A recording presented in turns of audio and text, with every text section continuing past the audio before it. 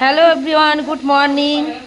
চলো আজকে আমাদের মিনি অস্থায়ী কিচেন ঘরে তোমাদেরকে স্বাগত।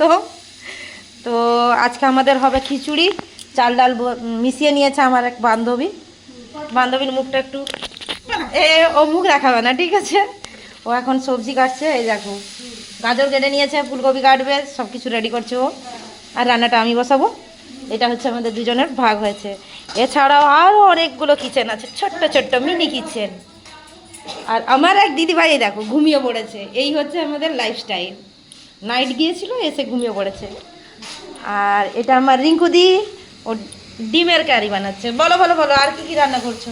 আজকে আমাদের হয়েছে পালং শাকের তরকারি, বেগুন দিয়ে বেগুন ভাজা আর ডিমের কারি। আর একজন ডায়েট করে তার জন্য রুটি, আর বাকি জনের ভাত। শুনলে, এই হচ্ছে আরেকটা মিনি কিচেন। এটা অস্থায়ী, ঠিক আছে? আরও আছে। ও এদের রান্না হয়ে গেছে, এটা আমি আর দেখাতে পারলাম না। এদিকে দেখি।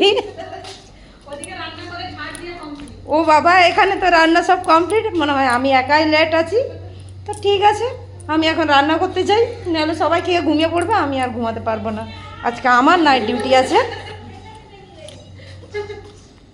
সবাই মিলে আমাকে লাগাচ্ছে।